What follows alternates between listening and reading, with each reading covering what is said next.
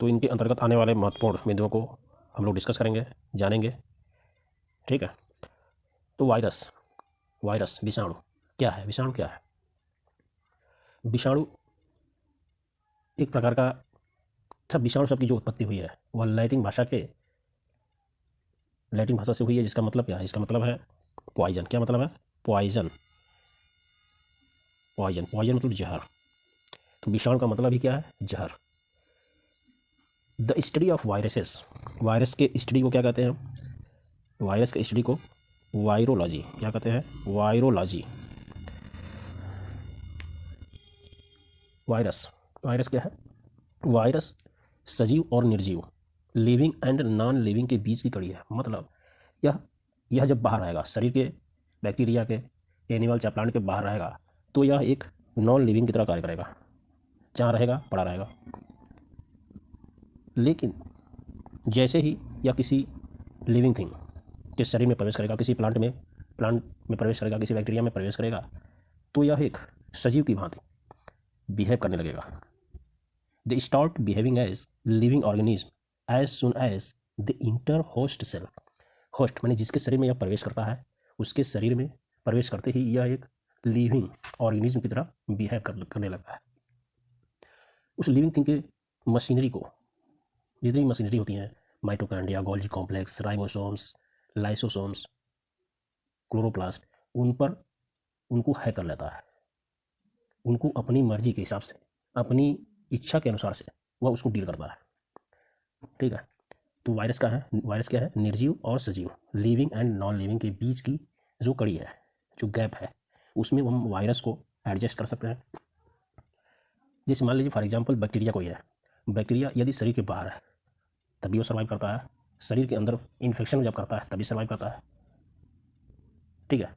लेकिन वायरस के लिए कंडीशन, जब बाहर रहेगा तो बिल्कुल एज ए निर्जीव, जहाँ रहेगा उसे पड़ा रहेगा, लेकिन शरीर में जैसे ही प्रवेश करेगा, किसी प्लांट में प्रवेश करेगा, वह क्या होगा?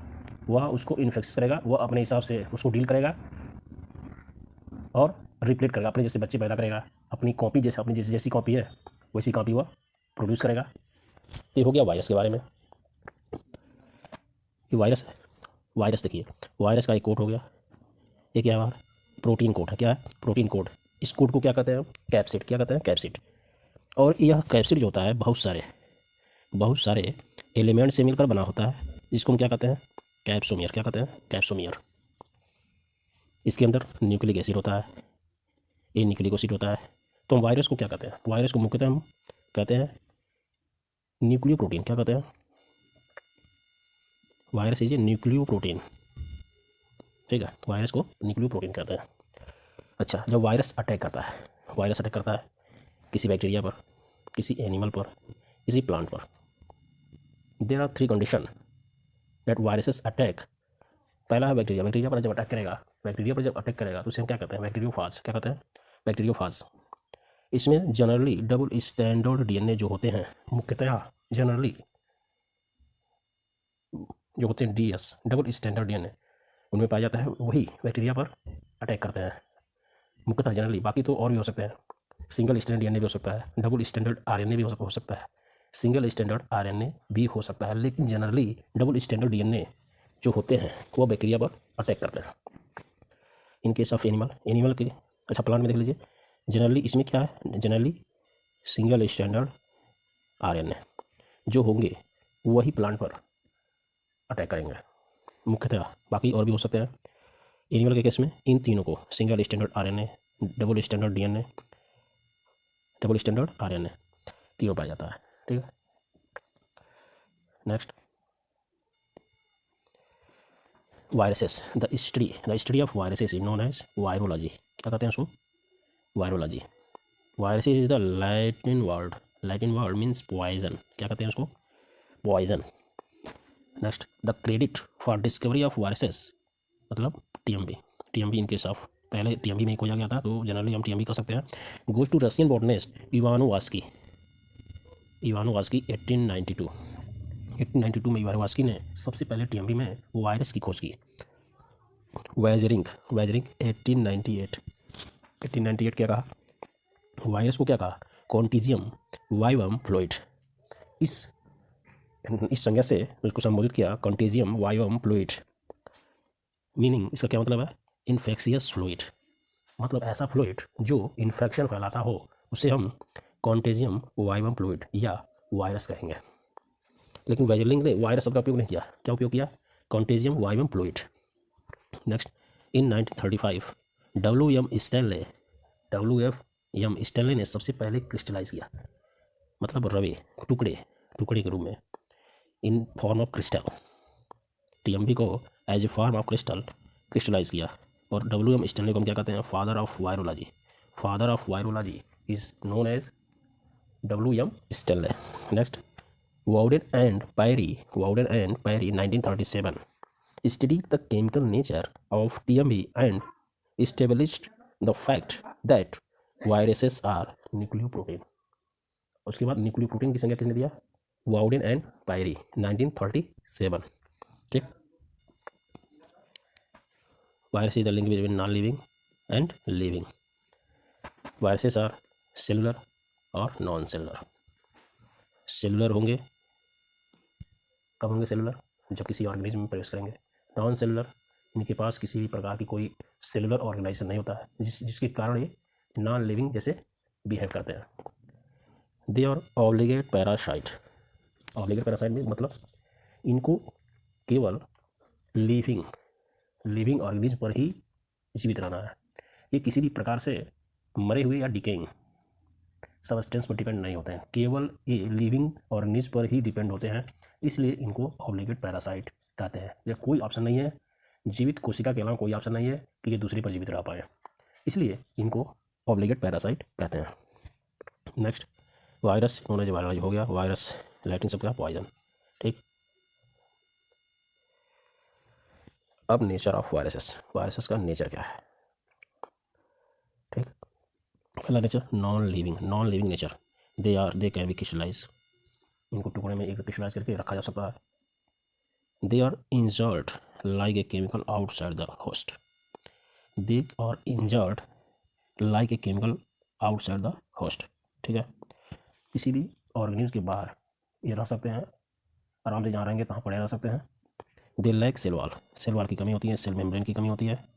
दे आल्सो लैक प्रोटोप्लाज्म, किसी भी प्रकार का प्रोटोप्लाज्म नहीं पाया जाता है वायरसेस में, इसलिए इनको नॉन लिविंग श्रेणी में रख सकते हैं। नेक्स्ट क्या है, लिविंग नेचर में रखने का क्या कारण है, they possesses genetic material either RNA और DNA, या तो RNA होगा या DNA होगा, बोथ कभी नहीं होंगे, दोनों में से कोई एक ही होगा, और DNA आइदर RNA। ठीक, they can reproduce and mutate, ये अपने जैसे इंटिटीज, अपने जैसे कॉपी को पैदा कर सकते हैं, बच्चे पैदा कर सकते हैं, म्यूटेट कर सकते हैं, म्यूटेट करके न्यू ऑर्गेनिज्म को ओरिजिनेट कर सकते हैं। And they can B obligate parasite. ठीक है, ऑब्लिगेट पैरासाइट है, केवल लिविंग थिंग पर ही डिपेंड होते हैं, किसी भी डेड एंड डिकेइंग मटेरियल पर डिपेंडेंट नहीं होते हैं। वायरसेस पॉसेस आइदर RNA और DNA, मोस्ट इंपॉर्टेंट, एग्जाम में आते रहते हैं इस क्वेश्चन। वायरसेस क्या है, वायरसेस में क्या पाया जाता है, RNA एंड DNA, RNA और DNA, तो RNA और DNA सही होगा उसमें।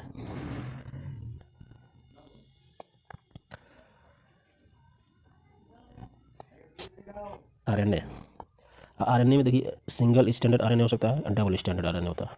ठीक है, single standard RNA found in majority of viruses में सिंगल स्टैंडर्ड RNA पाया जाता है, जैसे TMB, polio viruses, influenza, HIV, इनमें सिंगल स्टैंडर्ड RNA पाया जाता है।